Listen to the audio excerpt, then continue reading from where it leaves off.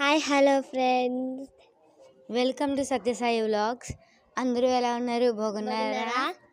ఈరోజు అయితే potato rice చేసాము. దాని ప్రాసెస్ చెప్తాం చూడండి. Potato rice process. ఫస్ట్ అయితే స్టవ్ వెలిగించుకొని ప్యాన్ పెట్టుకోవాలి.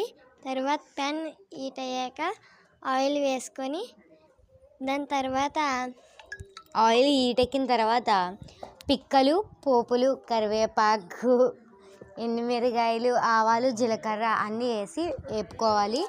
అవి వేగిన తర్వాత ఆనియన్స్ వేయాలి. ఆనియన్స్ వేగిన తర్వాత పొటాటోస్ వేయాలి.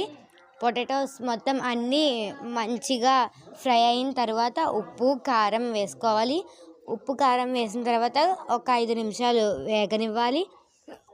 తరువాత కొన్ని నీళ్లు వేసి దాన్ని నీళ్ళ వే వరకు ఉంచాలి.